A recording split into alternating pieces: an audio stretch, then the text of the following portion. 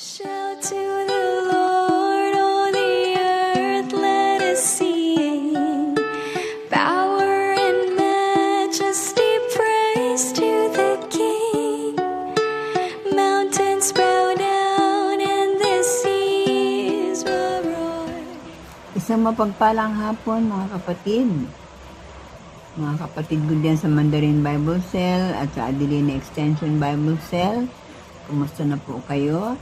Nawa ay sa mabuti kayong kalagayan at lalo tayong mapapabuti sa gagawin natin ngayon dahil kasama natin ang Diyos, bibigyan tayo ng kalakasan sa pamamagitan ng kanyang mga salita.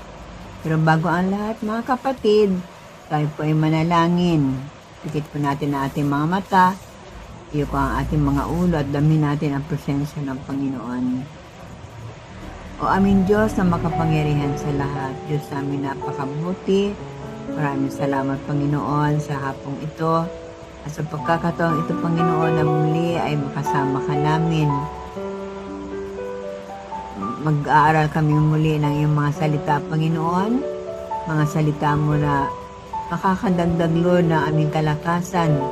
Lalo na ngayon Lord na marami na ang nanghihina.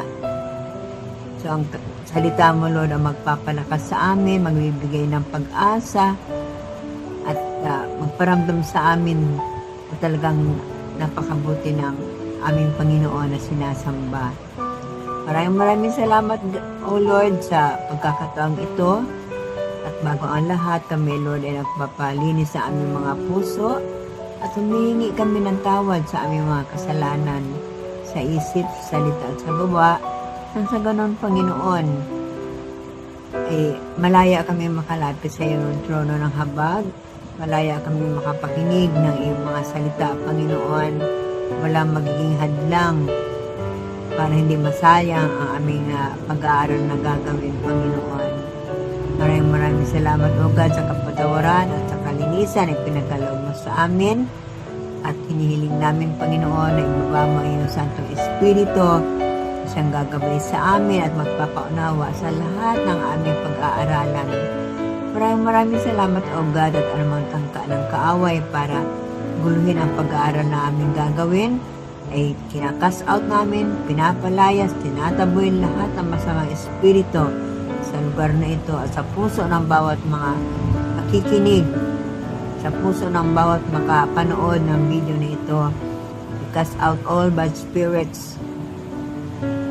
Lord, pasalamat kami na andyan ka lagi, kasama ka namin. Maraming salamat, O God. At dahil kasama ka namin, kiniklaim namin, O God, na ang pag-aaral nito ay isang tagumpay na ngayon pa lamang. Maraming salamat, O God. In Jesus Christ name we pray. Amen and amen. So mga kapatid, kumusta na ulit kayo? Nawa ay hindi nabawasan at hindi bumababa ang inyong pananampalataya sa ating Panginoon. Ay napakabuti ng ating Panginoon. Sa hapong ito, mga kapatid, ay napakaganda po ng topic na ibibigay sa atin ng Panginoon.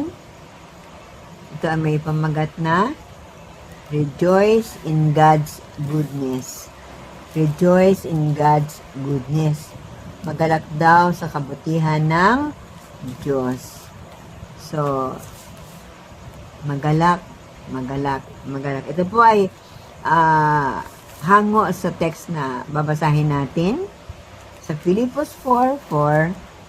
Magalak kayong lagi sa Panginoon. Inuulit ko, magalak kayo. So, yun po ang panggagalingan ng ating pag-aaralan. Yung kagalakan sa ating puso sapagkat mayroon tayong Diyos na mabuti. Amen po.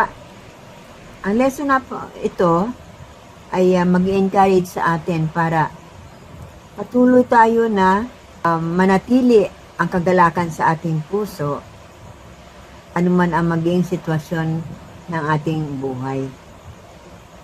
Anuman ang sitwasyon natin, in good times or bad times, kailangan ay manatili sa atin ang kagalakan na yan sapagkat mayroon tayong Diyos na napakabuti. Amen po? Amen. Now,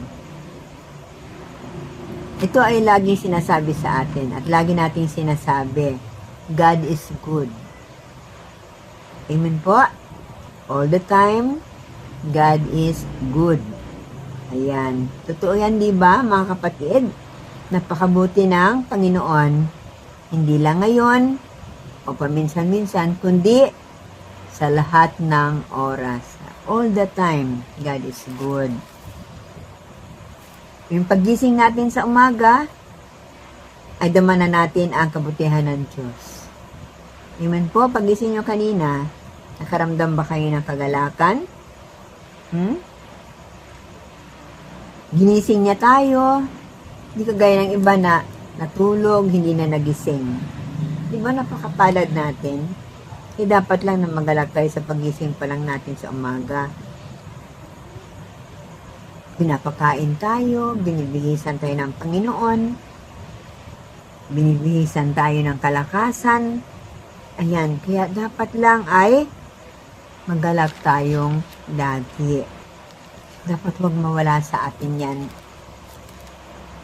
Paramdam natin sa ating Panginoon na lahat ng kanyang ginagawa na yan ay ikinagagalak natin. Sabi nga sa awit 145:9 hanggang 10, basahin ko po. Siya ay mabuti at kahit kanino'y hindi nagtatangi. Ulitin ko po. Siya ay mabuti at kahit kanino'y hindi nagtatangi. Magpupuring lahat sa iyo, O Yahweh, ang iyong nilalang. Lahat mong nilikha ay pupurihin ka't pasasalamatan. So, napakalinaw po mga kapatid. Mabuti ang ating Diyos. Karapat-dapat lang na siya ay purihin at pasalamatan. Yun po ang hinihintay lagi ng Panginoon sa atin. Purihin siya, pasalamatan siya sa lahat ng kanyang kabutihan. So, sabi nga po, kahit napakahirap na ng sitwasyon mo sa buhay, huwag mong kalilimutan ang napakaraming benefits na tinatanggap natin mula sa ating mabuting Diyos. Ayan, kung bibilangin natin ang mga benefits na tinanggap na natin, napakarami po. Napakarami.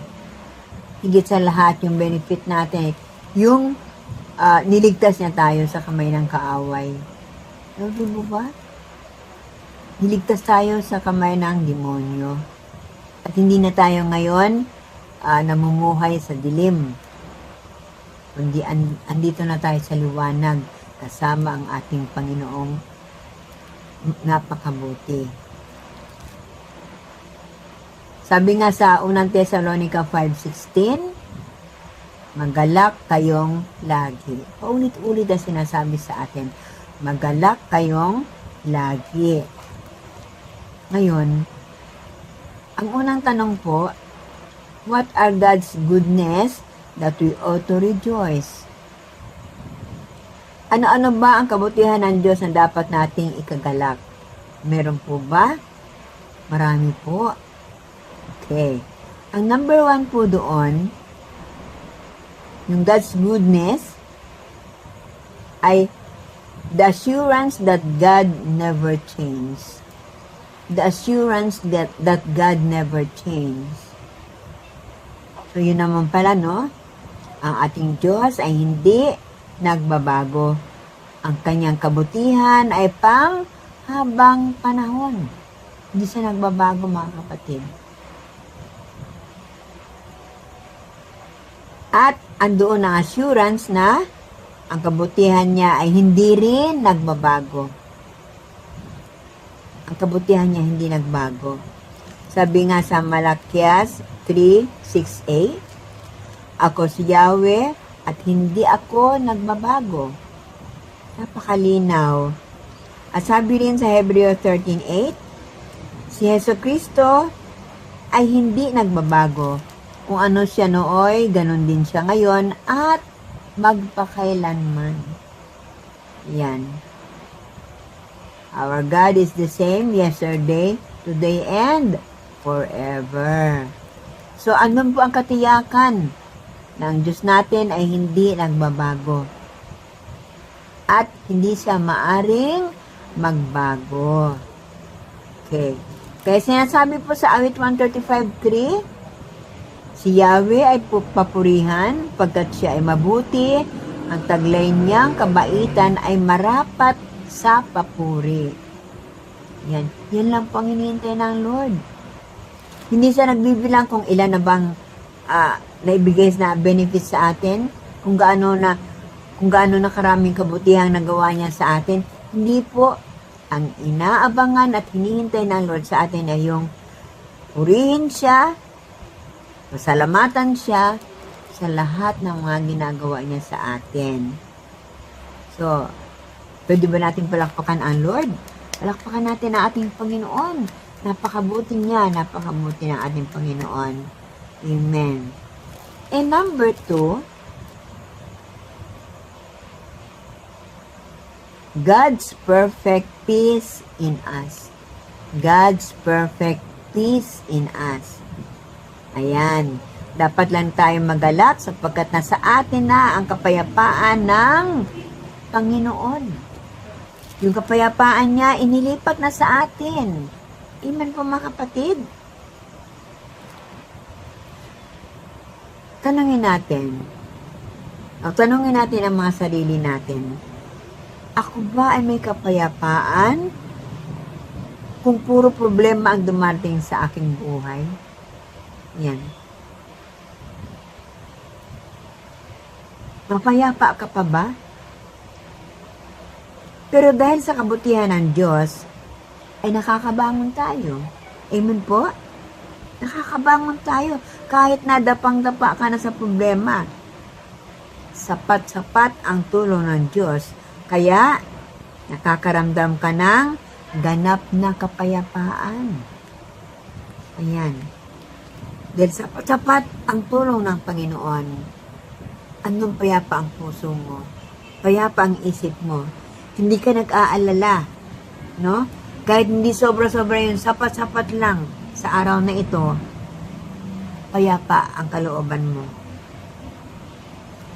Ang kapayapaan na yan, na meron tayo ay wala ang sanlibutan. Yan ang wala sila.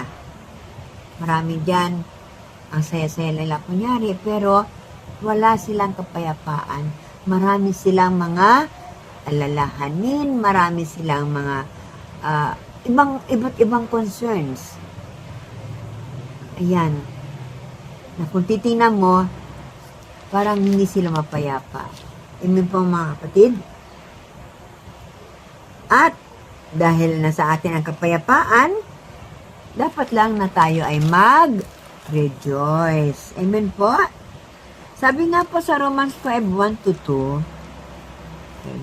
Romans 5:1-2.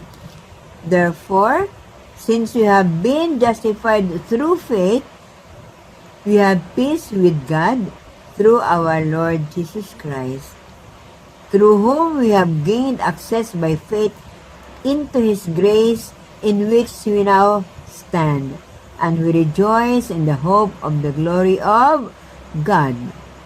Amen po. Ngayon, para mas masarap damhin, Tagalogin po natin. Sa Roma 5:1-2. Yamang napawalang sala na tayo dahil sa pananalig sa ating Panginoon, pamamagitan niya ay mayroon na tayong kapanatagan sa harapan ng Diyos. Sa pamamagitan niya ay tinatamasa natin ang kagandahang loob ng Diyos at lubos tayong nagagalak sa ating mga pag-asa na makakasama sa Kanyang kaluwalhatian.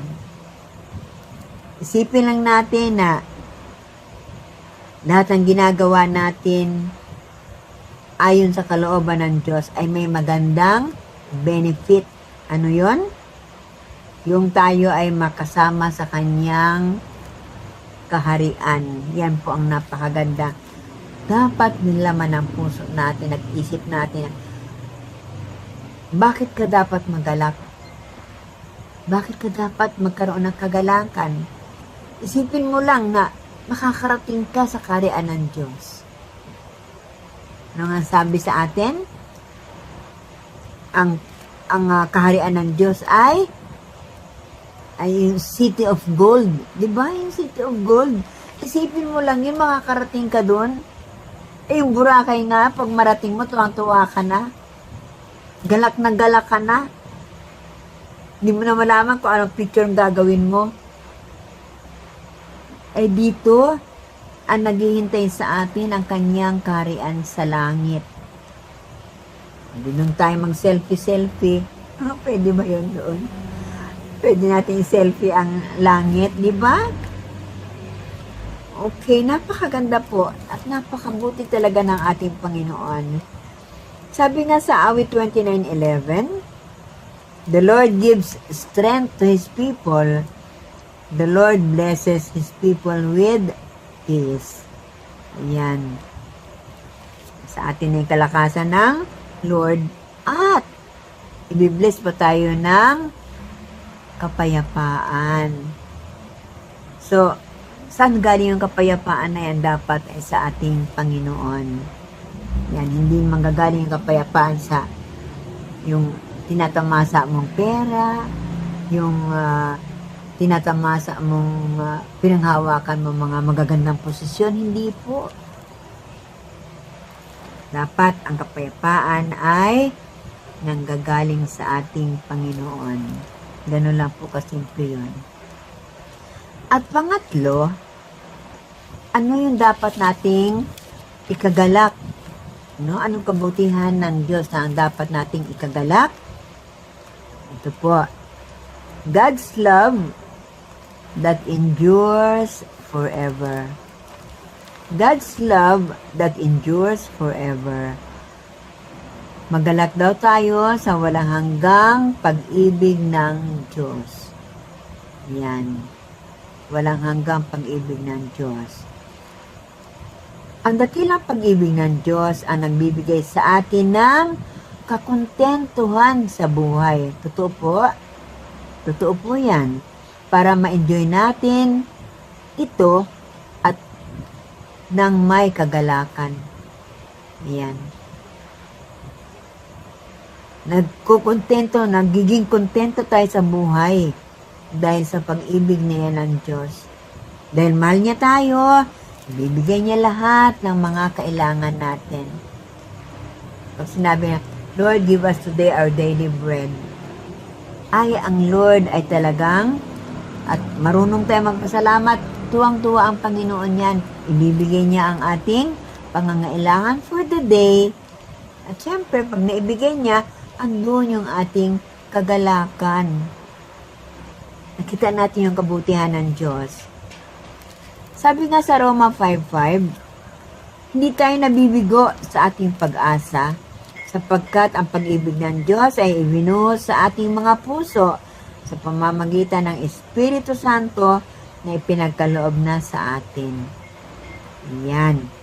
So, dito makikita natin kung gaano kabuti ang ating Diyos.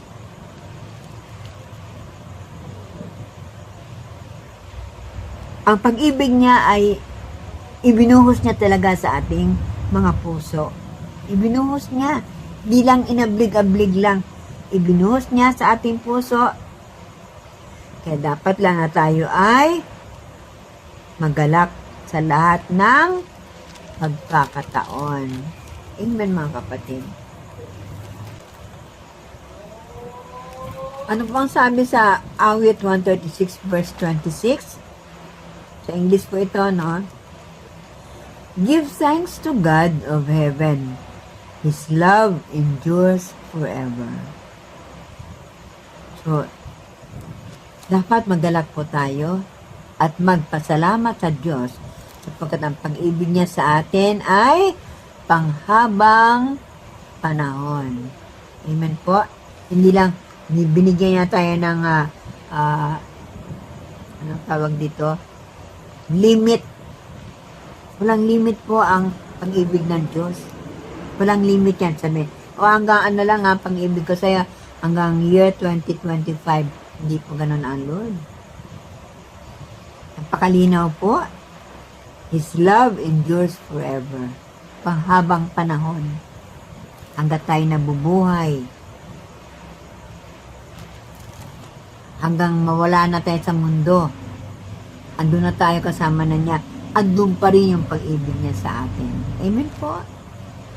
Ngayon, ang tanong naman, how to rejoice in God's goodness? Paano tayo magalak sa kabutihan ng Diyos? Ayan. Number 1 po, live a righteous life.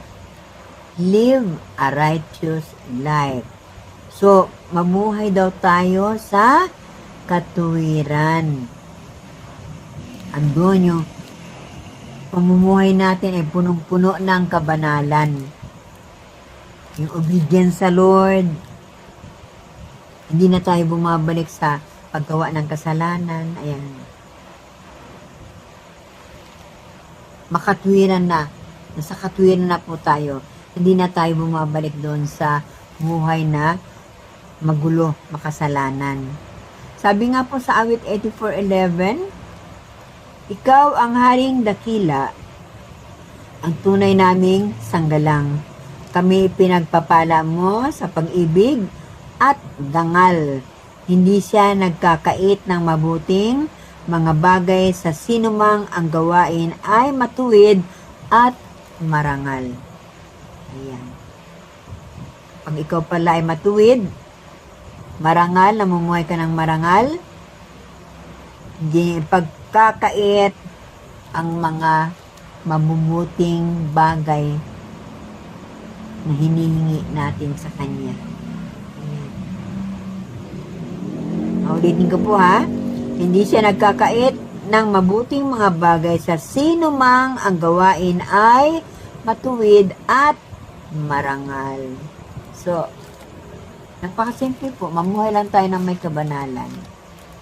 Mamuhay tayo sa katwiran.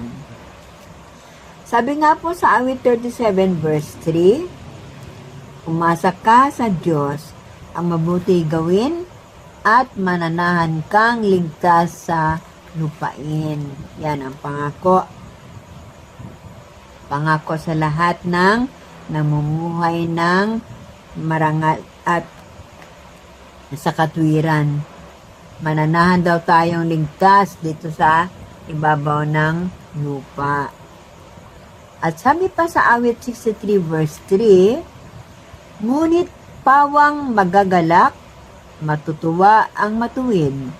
Sa harapan nitong Diyos, galak nila'y di malilirit. Ayan. Pag sabing di malirip, hindi natin maarok yung kagalakan na nasa puso natin. Ayan. Ganun na lang kalalim yung kagalakan na yan. Kapag tayo ay namuhay ng matuwid sa harapan ng Diyos. Sabi po sa Santiago 1 verse 2-4, mga kapatid, magalak kayo sa tuwing dumaranas kayo ng pagsubok, sapagkat alam ninyong nagdudulot ng katatagan ang mga pagsubok sa pananampalataya. Kaya tiisin ninyo ang mga pagsubok upang maging ganap at walang anumang pagkukulang ang buhay natin. O ayan mga kapatid, magalak daw tayo kahit na punong-puno na ng pagsubok ang ating buhay. Dahil ang mga pagsubok na to ang nagbibigay sa atin ng katatagan. Nagiging matatag tayo. Bakit? Alam natin na meron tayong Diyos na mabuti. Meron tayong Diyos na mabuti na always to the rescue kahit na anong bigat ng problema dumating sa atin. Amen po mga kapatid. Kaya sabi nga, tiisin ninyo ang mga pagsubok. Tiisin. Wala yan sa tiisin na ginawa ng Panginoon, yung nangyari sa Kanya. Wala pa yung mga tiisin natin na yan. Wala pa yan sa 1/4, no? Ng mga tiniis ng ating Panginoon para lang tayo ay maligtas, mga kapatid. Kaya kailangan pag-isan natin yan. Ayan. Okay? And number 2, idugtong ko na po yung number 2 doon sa sinabi kong magtiis tayo, magtiis, no? Magtiis. Kasi ang number 2 ay be steadfast in faith. Be steadfast in faith. Okay, maging matatag daw tayo sa pananampalataya sapagkat ang ating pananampalataya ay sinusubok sa gitna ng mga pagsubok na dumarating sa atin. Ayan. Sinusubok ang ating pananampalataya. Gano'n na ba tayo katatag? Gano'n na kalalim ang ating paniniwala na may Diyos tayong mabuti? Dapat hindi nawawala sa ating isip yan na napakabuti ng ating Panginoon. Na sa gitna ng mga problema, sa gitna ng mga tiisin, andyan ang ating Panginoon. Kaya, sabi nga, tiisin lang natin. Maging matatag tayo sa ating pananampalataya. Patadagin po natin. At itong ginagawa nating pag-aaral na ito ng salita ng Diyos ay isa itong paraan para maging matatag tayo. Binibigyan tayo ng Lord ng mga salitaan niya na talagang magpapatibay sa ating pananampalataya, mga kapatid. Ayan. Sabi nga po, ituring ninyo ang mga pagsubok ay isang pagkakataon para magkaroon ka ng dakilang kagalakan. Ayan. Pagsubok pero andun yung kagalakan, ha? Binibigyan daw tayo ng pagkakataon para magkaroon ka ng dakilang kagalakan. Sapagkat ang pagsubok ay magbibigay sa atin ng kalakasan upang makayanan o mapagtiisan ang mga ito. Ayan. Magbibigay daw sa atin ng kalakasan yang mga pagsubok na yan. Siyempre, kung andun yung lakas mo, andun yung kagalakan. Amen po? Ayan. Sabi nga sa unang Pedro 1:6 hanggang 9. Medyo mahaba-haba. Dahil dito, dapat kayong magalak sa kabila ng iba't ibang pagsubok dahil ang mga pagsubok na ito'y panandalian lamang at dapat ninyong maranasan. Dapat daw maranasan talaga. Pero napakaganda naman, panandalian lang. Yung kailangan maranasan pala natin ito lahat. Walang exempted. Kailangan maranasan natin at isipin natin, sinabi ni Lord, panandalian lang. Sa verse 7 po, para masubukan kung talagang tunay ang pananampalataya ninyo. Katulad ng ginto, sinusubok ito sa apoy para malaman kung tunay o hindi. Pero mas mahalaga ang pananampalataya natin kaysa gintong nawawala. Kaya kapag napatunayang tunay ang pananampalataya mo, papupurihan kayo't pararangalan pagdating ni Jesucristo. So,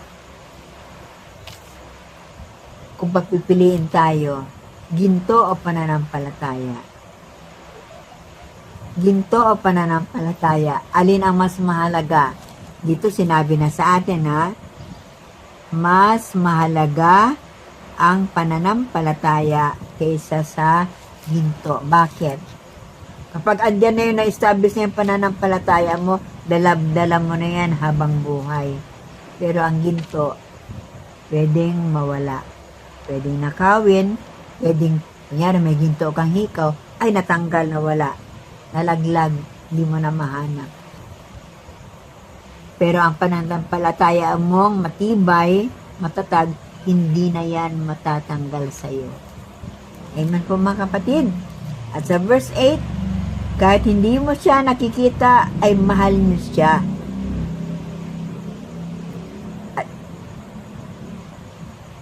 At kahit hindi niyo pa siya nakikita hanggang ngayon, sumasampalataya kayo sa Kanya at nag-uumapaw ang inyong kagalagang di kayang ipahayag ng bibig dahil tinatanggap ninyo ang bunga ng pananampalataya ninyo na walang iba kundi ang kaligtasan ninyo. Ayan.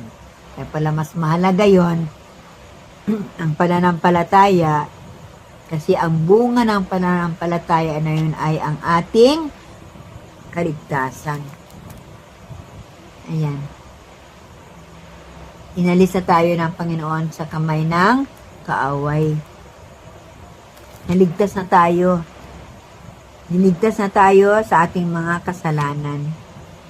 Ayan. So, alin na mas mahalaga ngayon? Yung iniingatan mong ginto o yung iniingatan mong pananampalataya. Dapat yun ay alam natin. At ipinaalam na nga sa atin ngayon. Ulitin ko po, mas mahalaga ang pananampalataya kaysa sa gintong nawawala. Amen po.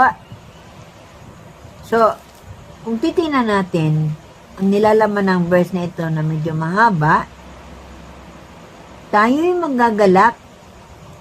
Ito po ang pinaka-essence nito. Tayo'y nagagalak dahil sa ating kaligtasan sa pamamagitan ng ating matatag na pananampalataya sa Panginoon. Yan. Dapat nagagalak tayo dahil naligtas na tayo. Naligtas na tayo sa pamamagitan ng ating matatag na pananampalataya. At number 3, paano tayo magalak sa kabutihan ng Diyos? Number 3, shout out the goodness of God. Shout out the goodness of God. Kung tayo po nakikinig sa nanonood ng TV,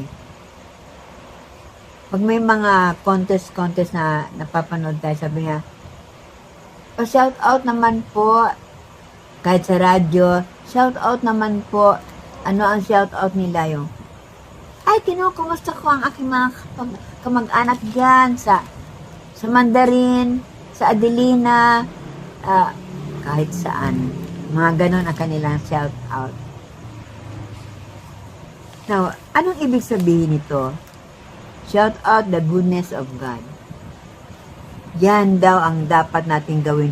Ipagsigawan natin ang kabutihan ng Diyos. Ihayag natin. I-share natin ang kabutihan ng Diyos. Now, anong dapat natin shout out? Okay. Tingnan po natin ha. Letter A.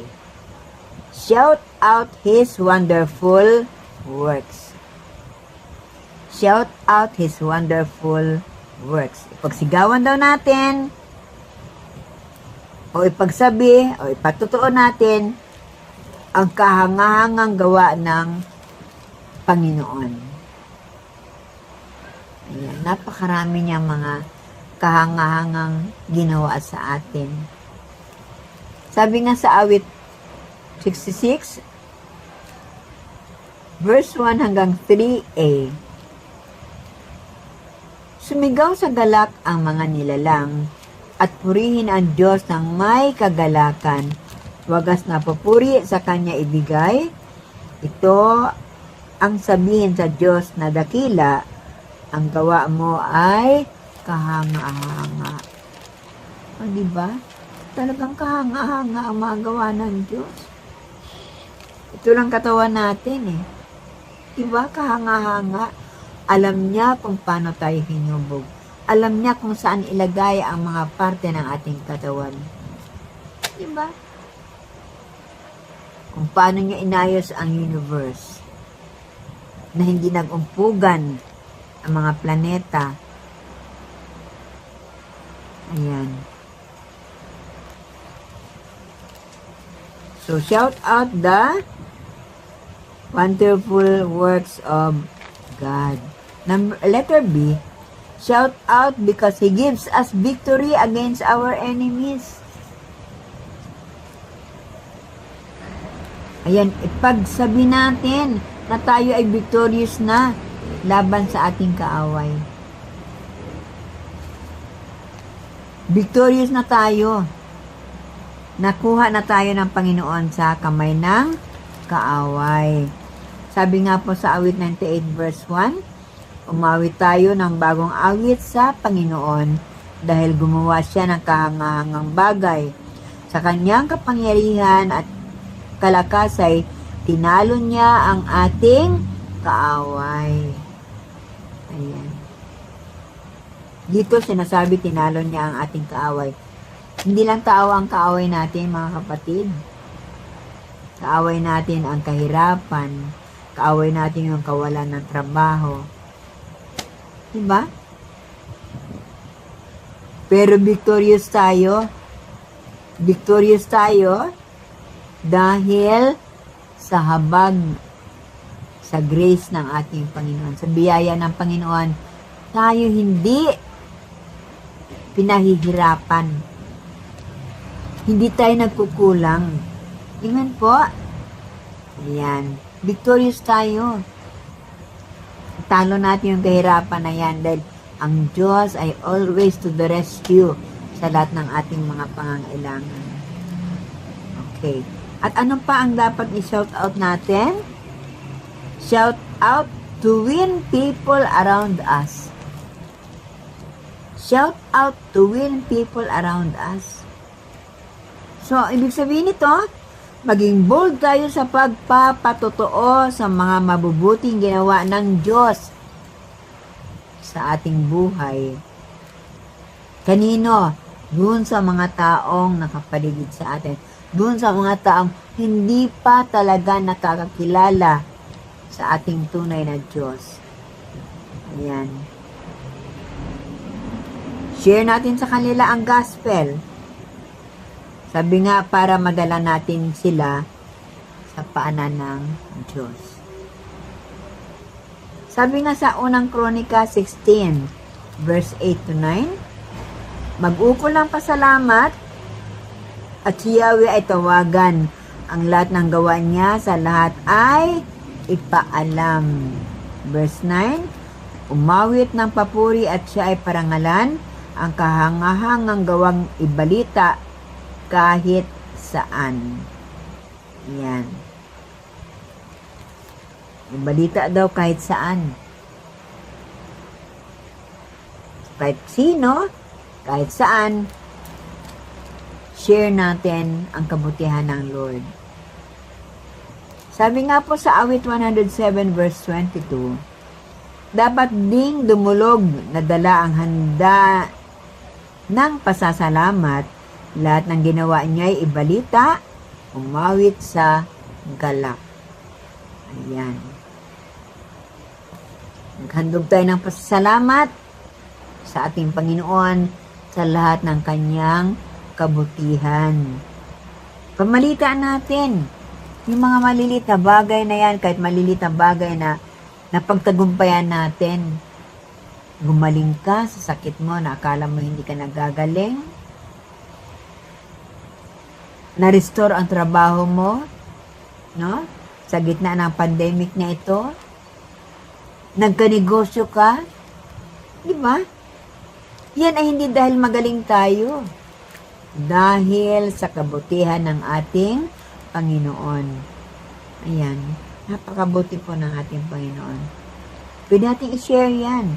Huwag natin sabihin, kasi ang galing-galing ko negosyante. Kaya nakabangon agad ako. Hindi po. Kung hindi ka tinulungan ng Diyos, walang negosyong darating. Walang negosyong mangyayari sa buhay mo. Diba? Kailangan salamatan natin ipagsabi natin, ipatotoo natin yung lahat ng kabutihan na yan ng ating Panginoon. Amen. Mapalakpakan ulit natin ang Lord. Amen. Ngayon, ano naman ang magiging resulta nito sa ating buhay? Ano ang magiging resulta kung tayo ay nagagalak sa kabutihan ng ating Panginoon? Ito po ang sagot. Our names are written in heaven. Our names are written in heaven. Napakasimple, no? Ang mga pangalan daw natin ay nakasulat sa langit. Napakaganda po, di ba? Nakikita mo, pagdating ng panahon, andun yung pangalan mo. Naka-inscribe. Kung saan man dapat ilagay yan, andoon ang pangalan natin. So, pinakita ng Diyos ang kanyang kabutihan, ang kanyang dakilang pag-ibig, nang siya ay mamatay noong tayo ay makasalanan pa. Ayan. Tayo noon, bago natin siya nakilala, tayo ay mga kung sino na lang ng mga makasalanan, di ba? Yung napakabuti ng ating Panginoon, hinanap niya tayo at ipinakita ang kanyang kabutihan. Ang kanyang dakilang pag-ibig ay ibinuhos sa atin para tayo ay maalis doon sa sitwasyon na yon. Sabi nga, upang ang mga pangalan natin ay maisulat sa langit. Binigay niya ang kanyang buhay. Marami siyang tiniis para lamang maisama tayo at maisulat ang ating pangalan sa langit. Di ba? Hindi ba tayo masaya niyan? Sabi nga po sa Roma 5:8-9, ngunit ipinadama ng Diyos ang kanyang pag-ibig sa atin nang mamatay si Kristo para sa atin noong tayo'y makasalanan pa. At ngayong napawalang sala na tayo sa pamamagitan ng kanyang dugo, lalo ng tiyak na maliligtas tayo sa pamamagitan niya. Ayan. So, ibig sabihin, yung ating kaligtasan na yan, ang magiging daan para ang ating pangalan ay maisulat sa langit. Patuloy tayong mabuhay ng may kabanalan para hindi mabura ang ating pangalan doon sa langit. Kasi di ba sabi ng Bible, minsan ka lang na magkamali, lahat ng ginawa mong tama ay mabubura. Ayan. Pero tinuruan tayo ng Panginoon kung anong gagawin natin pag tayo ay nagkasala. So alam na natin yan. Uwi tayo doon sa 1 John 1:9. Okay? So, bilang pagtatapos mga kapatid, ginawa na ng Diyos ang lahat para sa atin. Di po ba? Lahat. Ginawa na niya. Binigay niya ang kanyang bugtong na anak. Tiniis niya na maparusahan yung anak niya na si Jesucristo para lang tayo magkaroon ng tunay na kaligtasan. Ayan. Magkaroon tayo ng tunay na kaligayahan sa pamamagitan niya at sa kanyang salita. Ayan. At dahil dyan, tayo nagkakaroon ng kapayapaan at kagalakan na kasama niya. Ayan. Kasama natin lagi ang Diyos, di ba? Diba sabi nga, kasama natin ang Diyos. Hindi ako matatakot. Hindi ako malulungkot. Kasama natin ang Diyos. Ayan. Kung payapa ka, kaya mong kantahin lagi yan eh. At mapapayapa ka talaga. Pag lagi mong inaawit yun, maramdam na ramdam mo na napakabuti ng ating Panginoon.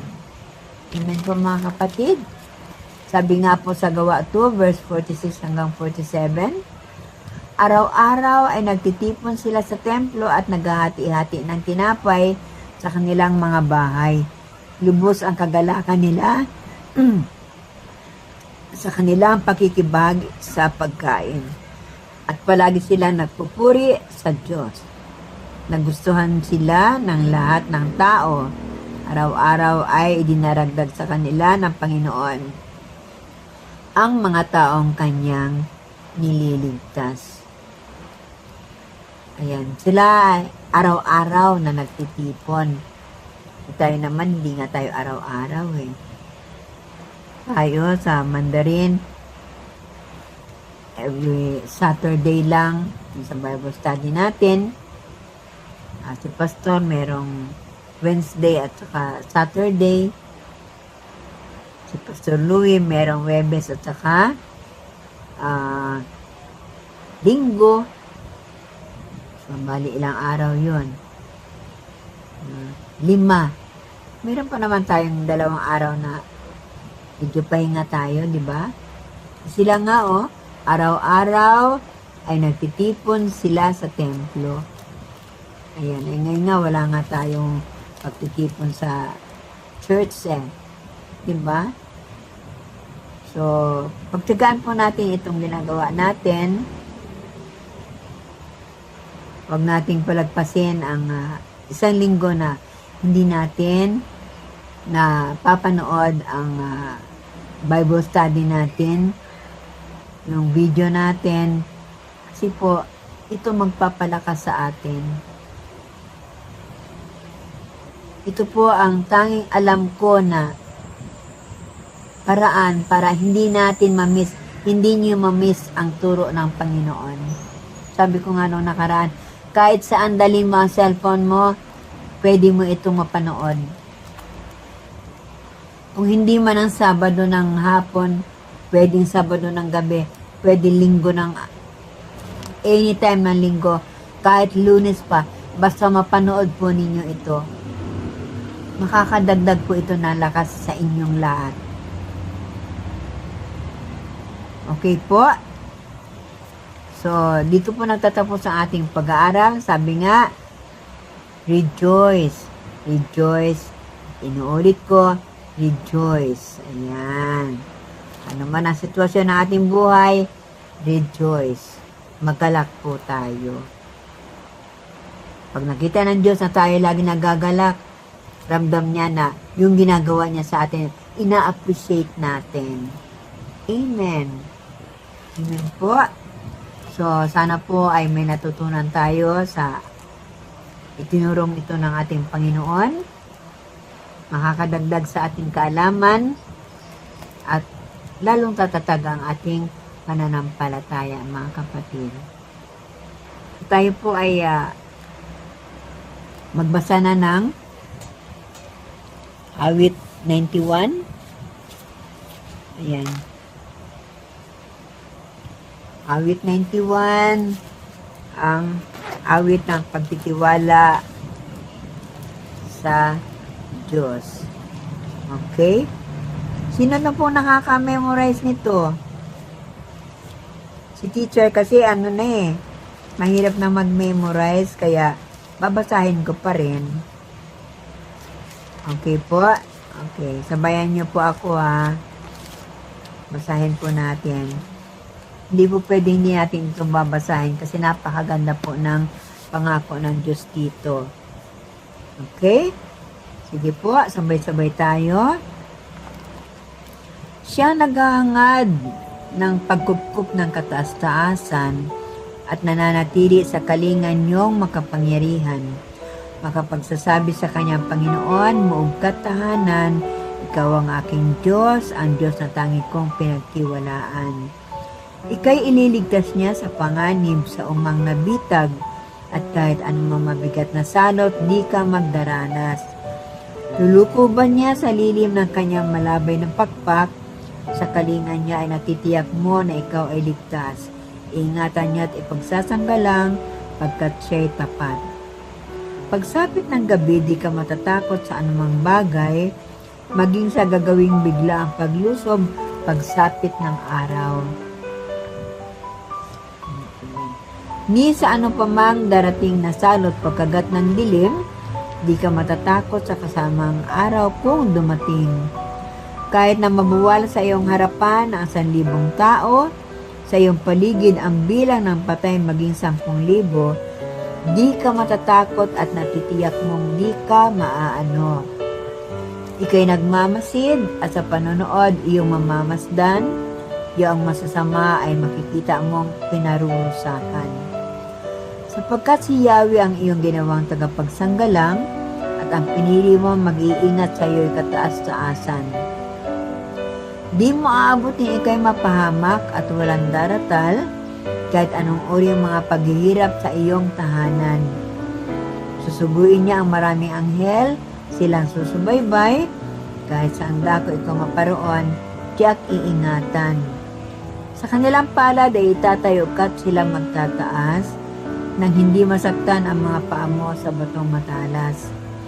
Kahit ang tapakan mo ay mga leon, ahas na mabagsik, di ka maano sa mga serpiente at leong mababangis. Ang sabi ng Diyos, aking ililigtas ang tapat sa akin at iingatan ko ang sinumang taong ako'y kikilanlin. Pag sila'y tumawag, laging handa ako na sila'y pakinggan, aking sasamahan at kung may hilahil ay sasaklolohan. Aking ililigtas at ang bawat isa ay pararangalan. Sila'y bibigyan ko at gagantimbalaan ng mahabang buhay at nakatitiyak na ang tatamuhin nila'y kaligtasan. So yun po, napakaganda po nitong Psalms 91. Punong-puno ka ng pagtitiwala sa Diyos na lahat ng pangako niya rito ay kanyang gagawin. So, diba dapat magalak tayo? Dito pa lang, dapat punong-puno na tayo ng kagalakan, mga kapatid. Napakabuti ng ating Panginoon. So tayo po ay dumako na sa closing prayer. O aming Diyos na napakabuti. Maraming salamat, Panginoon, sa pag-aaral na ginawa namin, Panginoon. Alam namin, Lord, na sinamahan mo kami. Pinaunawa mo sa amin, Lord, lahat ng mga nilalaman ng lesson na ito. At alam ko, Panginoon, tutulungan mo kami maipumuhay ang lahat ng ito nang sa ganon, O God, ay ma-develop sa amin ang kagalakan na hinahanap mo sapagkat alam namin, Panginoon, napakabuti mo, Panginoon. Maraming salamat, O God. At nagpapasalamat ako sa buhay ng mga anak mo sa Mandarin Bible Cell, ganun din sa Adelina Extension Bible Cell.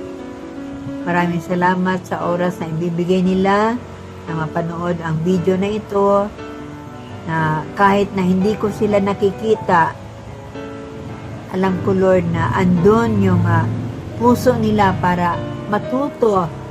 Andun yung puso nila na pakinggan ang iyong mga turo, Panginoon. Kayo po nakakaalam kung sino-sino ang mga makakapanood nito at yung mga nakaraang video kung sino ang mga nakapanood. Hindi ko po alam. Pero marami po ang nagpapakita na sila ay nakapanood. Nagsasabi sila na done watching the Bible study lesson, done watching the video. Kaya maraming salamat, Panginoon. Pagpalain mo silang lahat. Bantayan sila sa lahat ng oras, Panginoon. At ipadama sa kanila ang iyong walang hanggang pag-ibig, Panginoon. Tunay nga, Lord, na napakabuti mo. Hindi ka nagbago, Panginoon, at hindi ka magbabago. Yung maraming salamat, O God. I pray para sa mga anak mo, Panginoon, na sino man, Lord, ang mga nanghihina, kung meron man, palakasin mo sila, Panginoon. Kung merong may sakit, magpagaling ka, Panginoon. Yung mga may negosyo, O God, lalo mo pagpalain ang kanilang negosyo. Yung mga kung may naghahanap ng trabaho, ikaw, Lord, ang mag-provide ng trabaho para sa kanila. Trabaho, Lord, na hindi makakasagabal sa kanilang pananampalataya. Yes, Lord, napakabuti mo. Maraming salamat, Lord, na hindi mo kami pinababayaan.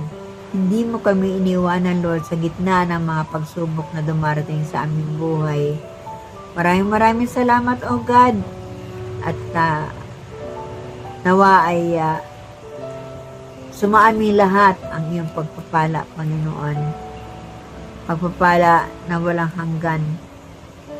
Yes, Lord. Maraming salamat, O God.